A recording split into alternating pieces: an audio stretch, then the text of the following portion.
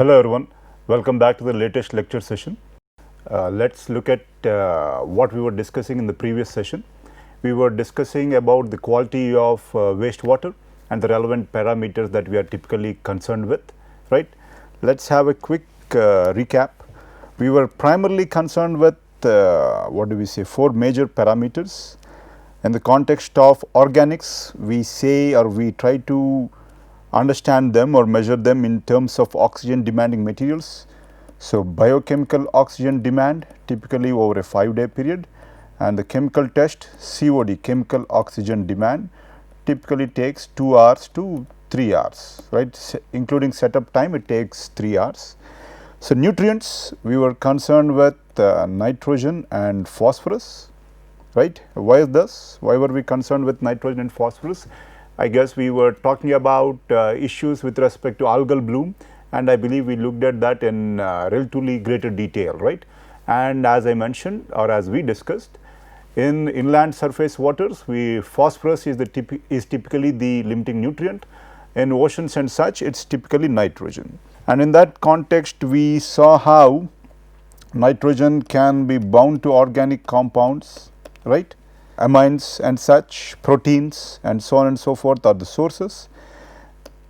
So, we also have the forms in terms of ammonia, let us say, right, that is something that we have. So, obviously, after oxidation, pardon me, what can they be transformed into? NO2 minus or nitrite or nitrates, let us say, right.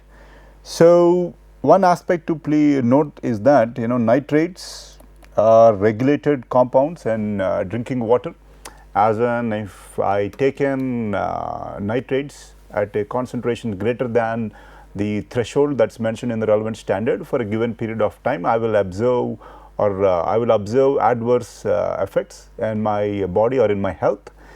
Typically methemoglobinemia, where you have the blue baby syndrome, that is an issue with respect to nitrates. So, you obviously do not want to have a lot of nitrates in your particular solution, and thus we are going to look at removal of nitrogen, let us say, right. And suspended solids and pathogens, we will discuss that in detail or relative detail today. Before we go further, what were we talking about in the context of nitrogen?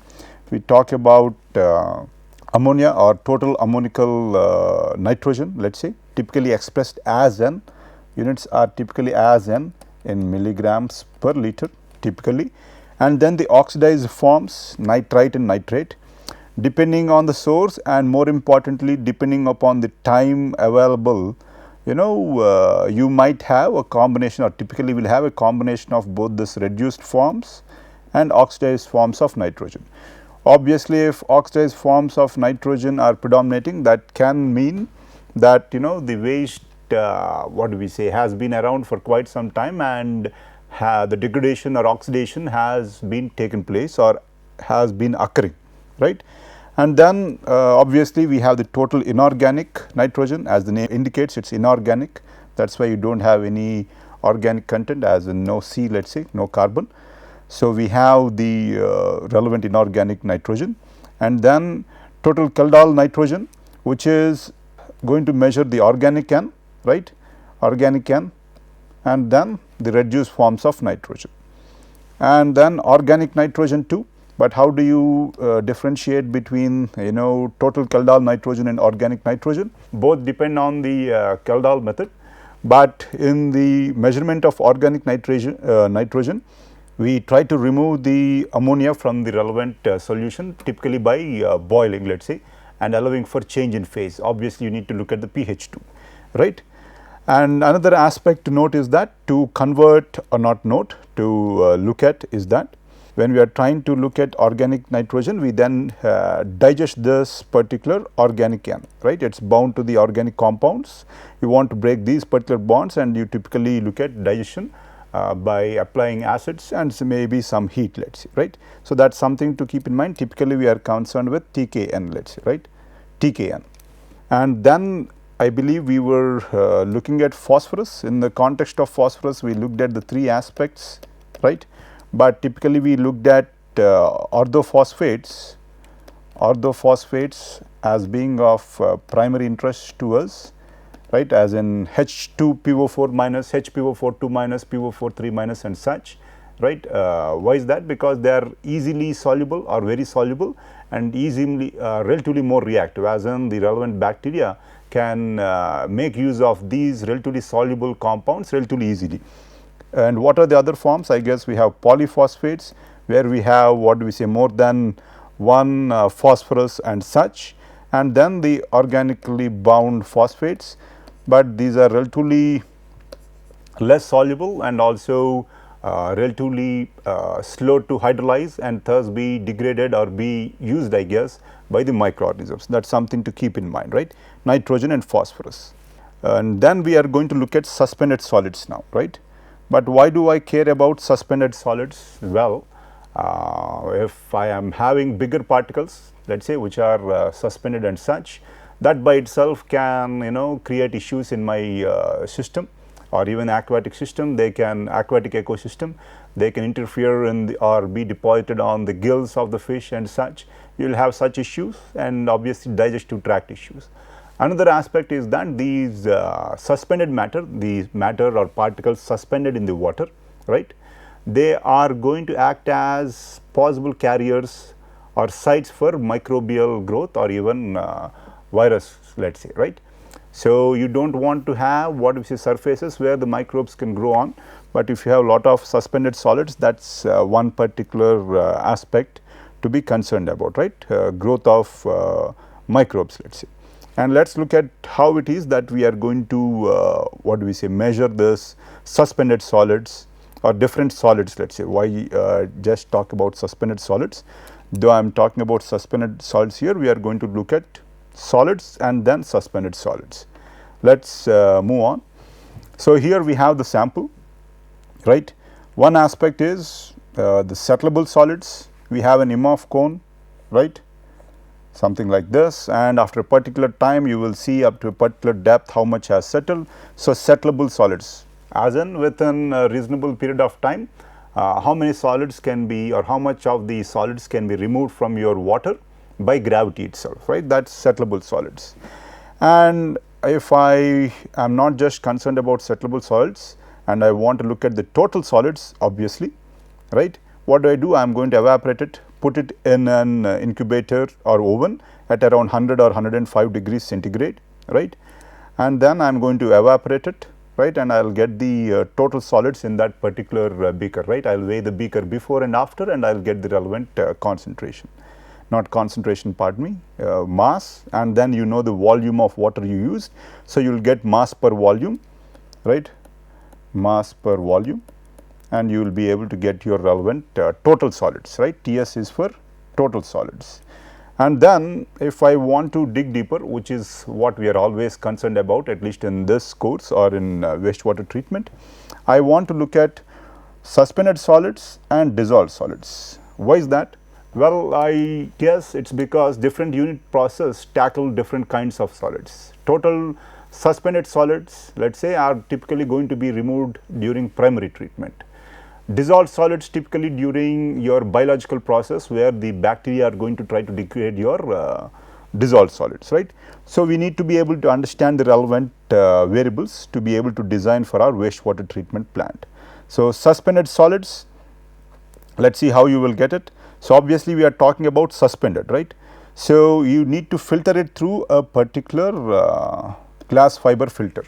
And in this context, whenever you are reporting the suspended solids or the dissolved solids, let us say, you are typically going to have to mention the size of your filtrate or filter size, let us say, right. Is it 0.45 microns, 0.2 microns or such? Because if the size is smaller, right, most of it we will say is what do we say, most of it might not pass through, right, or lesser fraction will pass through. But if the size of my filter is larger, more of it will pass through, and I will classify that as suspended, right. So, that is one thing to keep in mind. So, total dissolved solids in that context, let us say, right. Again, if I did not spell it out wrong, let us say if this is my filter, again this is not how the filter is going to look like. We are talking about remarkably low sized what do we say, filters, glass fiber filters. So, if I take a smaller one, so as we just discussed, the size of the relevant glass fiber filter has to be mentioned when we are mentioning the total dissolved solids or such, let us say, right. That is something to keep in mind, right. So, let us move on and understand this in somewhat greater detail. So, I have a known volume of sample, let us say I am calling that V, and then I am going to pass that through this particular filter 0.45, 0.2 or different particular filter, right, and it is going to pass through that particular filter, right, as in particles of size less than the filter size, let us say, or the pore size will pass through that particular filter, and I am going to collect that in a particular beaker. I am going to collect the water in a particular beaker, right. So, this I will put in an oven and let us say at a temperature of around 105 degrees centigrade or 100 degrees centigrade, and I will let the water evaporate out. So, at the end of, let us say, day or so, or the relevant period, I will just be left with the total dissolved solids, let us say, right. Obviously, if I did not filter it, I would have just gotten total solids, right. This way I will get the total dissolved solids, right. And typically sometimes people take the difference to measure the total suspended solids, or you can look at what was collected on your filter. Let us say you can look at what is collected on your filter and measure the difference, let us say, before and after filtration. When I say difference, the difference in weight of your filter, let us say, right, and then you will get your total suspended solids. Yes, so that is one way, but if you want to rule out the error, I guess this is a better way, but in general you always need to take a greater volume. If not, you will run into issues with respect to accuracy, let us say, because we are talking about, let us say, 200 milligram per liter, or in the case of groundwater, the TDS or TSS, pardon me, will be much lower. So, you need to be really careful when you are trying to measure it based on the kind of water or sample you are measuring. Let us move on now.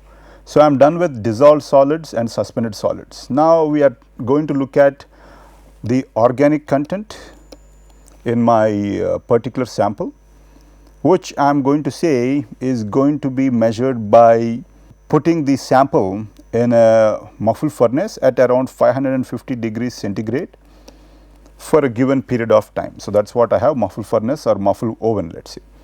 So, whatever is left in here, right, this is the total dissolved solids, but I want to look at it further. I want to classify it further as volatile dissolved solids and fixed dissolved solids. Where do I have that? Volatile dissolved solids, fixed dissolved solids.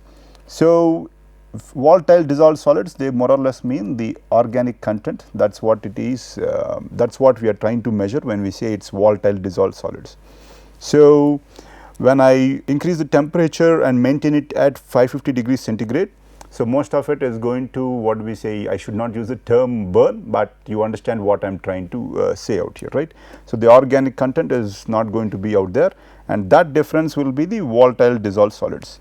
But what is left inside your particular beaker or petri dish after you maintain the temperature at 550 degrees centigrade will be the fixed dissolved solids, typically relatively inert or inorganics and such, let us say, right.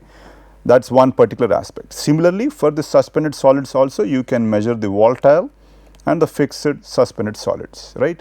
Again, we are trying to get an idea about organic content that is suspended, organic content that is dissolved, let us say, right. So, that is one aspect to look at, and obviously total volatile solids we have that, and total fixed solids again, right, again just general summation out here with respect to both the suspended and dissolved, let us say, right, or you can even probably look at it directly from this sample, and obviously this total should be equal to the total solid which we would have or we get from out here, let us say, right.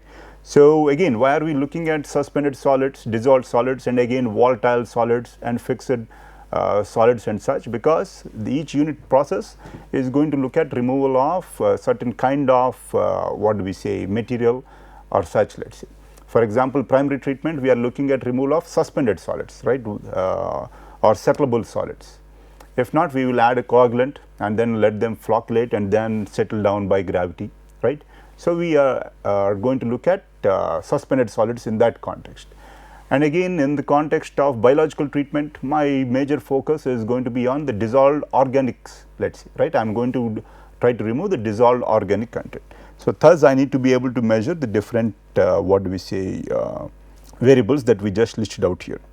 And I believe then we are going to look at pathogens, right. I believe we discussed this at the start of the course, but let us just try to refresh our memory. Again, pathogens, right, microorganisms capable of causing disease, that is what we have. General aspect, pathogenic, I should not have used the term pathogenic microorganisms. So, microorganisms, right, we see the evolution and such, yes, 3 billion years ago. So, bacteria and archaea, right. Please do not what do me say, or how do I say this, use me as a reference for pronunciation, and we call the bacteria and archaea together as prokaryotes, and the bigger and more complex forms as eukaryotes, let us say, right. And what is the difference between bacteria archaea on one hand and this eukarya on the other hand? Well, in this particular prokaryotes, which encompass bacteria and archaea, right, we have, or they are relatively simpler life forms, unlike the eukarya, let us see, right. I believe I have a picture out here, but we will go through that, or we will look at that. Here the chromosome, let us say, in bacteria and archaea is not within a nucleus, and in eukarya it is going to be within a nucleus. That is one particular difference, pardon me. And here what are the typical pathogens? Protozoa, yes, and gram positive bacteria, protobacteria, or these bacteria that we already mentioned out here. And typically in archaea there are no known pathogens, right, but compounds, not compounds, pardon me, archaea or microorganisms of interest include methanogens. As the name indicates, it is the final product is going to be methane, and that is typically used in anaerobic treatment, let us say. Anaerobic as in process occurring in the absence of oxygen, anaerobic, right. And in that process, let us say, it is the methanogens that play a considerable role or the major role, right. So, that is why I guess we highlighted that. Again, no known pathogens among archaea, right, and yes, we do have a lot of known pathogens within bacteria and eukarya, let us say, right. Do I have the picture out here? So, here I guess prokaryotes, we see the relatively simple structure, as I mentioned, chromosome not within nucleus or no nucleus, and here you can see the eukaryotes, or one particular example out here, and you see the nucleus, you need to see the membrane, the cell wall, and so on and so forth, right. But again, relatively simpler forms and relatively complex forms, let us say, of life. We are not going to go into that, but again, why do I need to understand this? Because we when we are treating wastewater, we are looking at removal of organic content, as we discussed. We are looking at removal of suspended matter or such, yes. We are looking at removal of pathogens too, obviously pathogens. And if you are looking at tertiary treatment, then nitrogen and phosphorus, the nutrients. So, pathogens. So, to be able to choose a good disinfection process, or to be able to understand the cause for an outbreak of disease, we need to be able to understand at least what are the major pathogens and such. And here we have a classification with size. I believe we looked at this earlier. Bacteria, again this is microns, let us say, micrometers, 0.1 to 10, viruses much smaller, 1 order of magnitude smaller, protozoa relatively much bigger, again obviously eukaryotes and prokaryotes, right. And then again the worms, you can see the big size, and tapeworms, let us say, I guess with respect to sanitation and such, if you have issues, obviously tapeworms. And in that context, obviously we looked at this particular piece of information. Filter sand can strain particles up to 30 micrometers, and we saw that one of the greatest advancements in health was not due to a medical advancement, but due to an engineering innovation, wherein people started using filtered sand or sand to filter water. That itself removed a lot of or considerable sections of pathogens, let us say, and then disinfection, right. Obviously we have this size out here, bacteria and algae. But what about these viruses? Obviously remarkably small. Viruses, they just have RNA or DNA, and with the corona crisis in vogue, most people are certainly aware of viruses, but again for the sake of providing general information, they have the replicating material or knowledge, if I may say so, in the form of RNA or DNA, but they need a host So humans can be hosts, you have different other hosts, and once they get into a host, they more or less use the host's metabolic process to replicate, let's say. I guess these are layman's terms obviously, but again we have different viruses, let's say.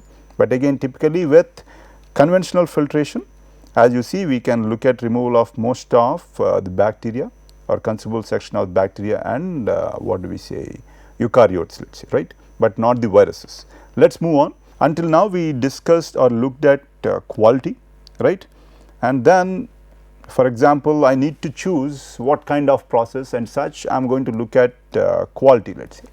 But when I am going to look at what do we say, just quality, I can't really understand the size or come up with designing the size of my particular unit process, let's say, the size of my tank, let's say, and then the hydraulic retention time or so on and so forth. How do I get that? I can't get that information, right.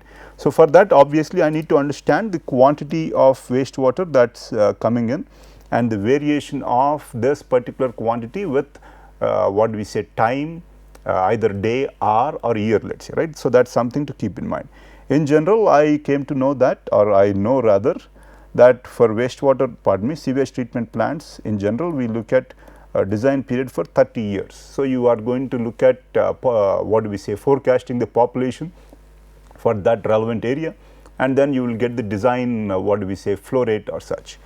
But again, how do we get this design flow rate? Let us say I know the population for which I am designing this, okay. I said it is going to be relevant to a 30-year period. So, I need to know the wastewater or volume generated per person, right, person, yes. So, then I will be able to calculate what do we say, the volume for the relevant period or such. Is it per time, per day or such? Obviously, per time is a factor out here. Then I will more or less get volume per time. But the issue is, this particular wastewater that I leave or let out from my home is not going to be the same throughout the day or throughout the year.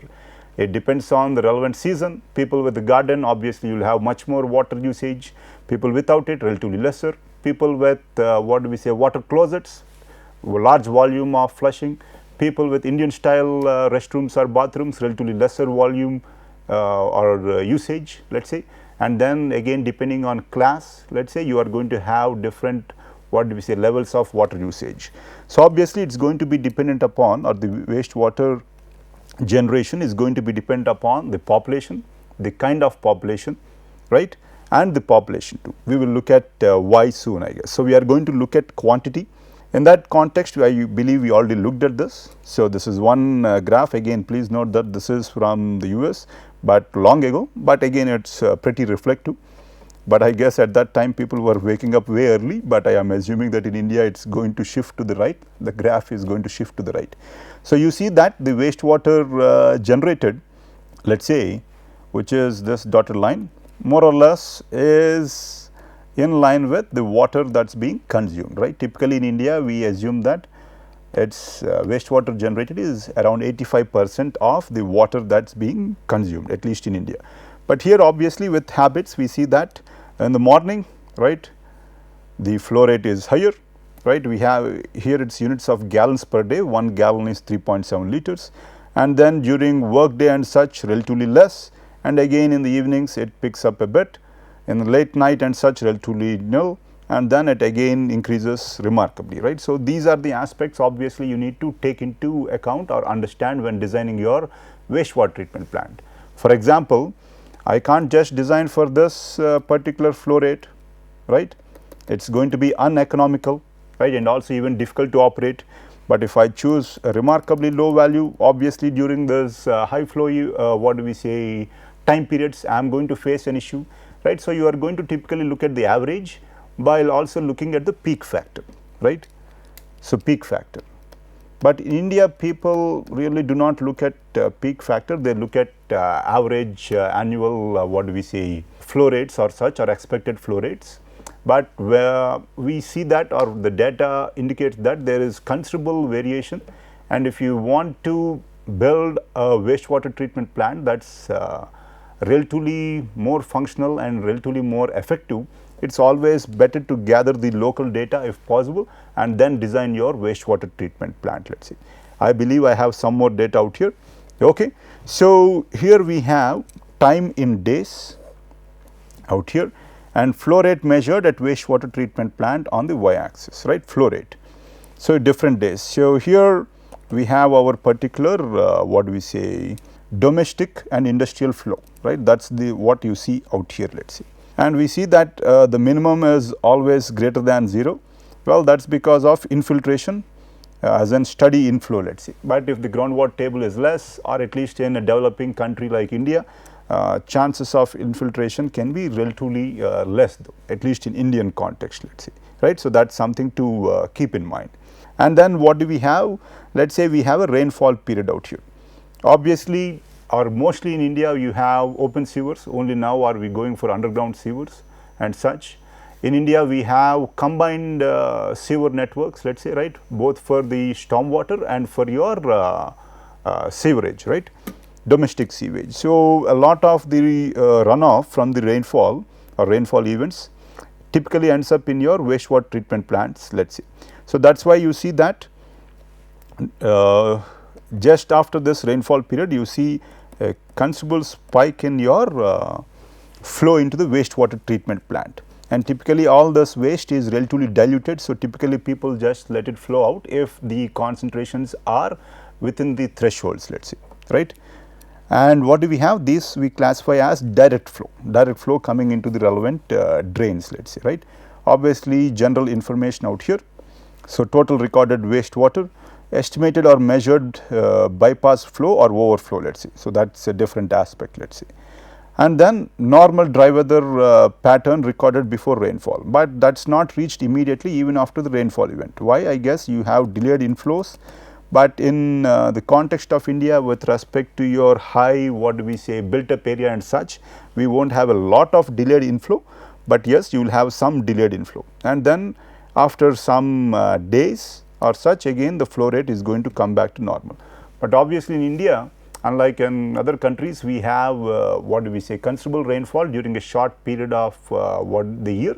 So, you are going to have repetitive events like this, that is what we see out here. So, the issue is, do you just design for this particular flow rate or which flow rate, I guess, right. So, in this context people look at peak flow. At least in the US, I believe the design flow rate is the average annual flow rate, but with the rider that the equalization tank I believe will be based on considering the peak factor. I believe we have a figure that will explain this in greater detail, pardon me. So, Q peak flow rate at the peak by Q average, let us see. So, peak, it can be hourly peak, let us say, or the maximum 1 hour flow rate that you saw within that 1 year or such, or it depends, it can be a month maximum what do we say monthly flow or such. So, typically you will look at that peak factor, and then depending upon your sewage treatment plant's capacity, you will think of adding an equalization tank or not, let us say, right. Let us move on. Okay, with respect to rainfall, let us say, here we have a hytograph, HITO, right. So, rainfall and time of day, how much rainfall in millimeters per hour, let us say, right. So, that is what we have out here. So, considerable rainfall around 10 AM and then again noon, let us say. So, if you look at the hydrograph, right, where we have the catchment flow rate, we see almost a similar profile being captured, right. So, you can see the relevant profile, the time scale is the same, please note that, right. So, more or less similar profile means that the time, let us say, for flow is relatively less, right. So, that is one thing to keep in mind. In other cases, obviously the what do we say time will be typically higher again, but for the same catchment area, the wastewater treatment plant, you see that the peaks are averaged out, let us say, right. Again, that obviously depends upon the flow coming in throughout the day, and also the kind of sewerage network that you have and the kind of stormwater control or diversion what do we say networks that you have, right. So, with that I will end today's session because I am almost out of time, but in the context of wastewater treatment we understand two aspects or need to understand two aspects. quantity as in how much water is coming in, and then quality as in the concentration. Why is that? When I look at the quantity and then the quality as in the concentration of the relevant variables of concern, I will be able to get the mass. Once I get the mass, I will apply the mass balance. So, again, as we generally say, everything is about mass balance now, right. So, with that, thanking you for your patience, I will end today's session.